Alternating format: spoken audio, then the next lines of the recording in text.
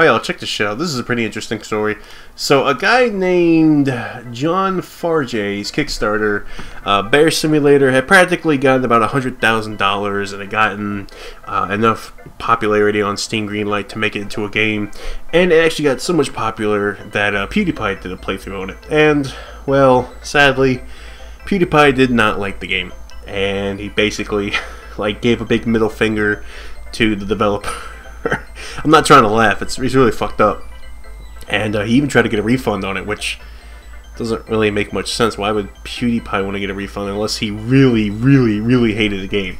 Well, the developer didn't really like that, and he's basically come out and he kind of quit updating the game. He quit making it anymore, and he just said he's done.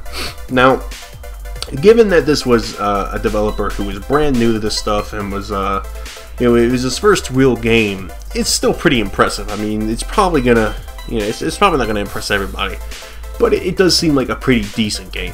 But the main issue here is you have a developer who had never really known what it was like to get like mainstream popularity, and seeing as how their first game got on PewDiePie's channel, yeah, that's man, if I made a game and it got on PewDiePie's channel and I had his fanboys and fangirls and all that coming to me telling me that they hate me and all this other stuff, and or they, in large droves saying, "Oh my god, I love you," and all this other stuff, I wouldn't be able to handle it either. But that's something you got to get used to when it comes to making video games, because video games, it's a medium where so many people are playing them.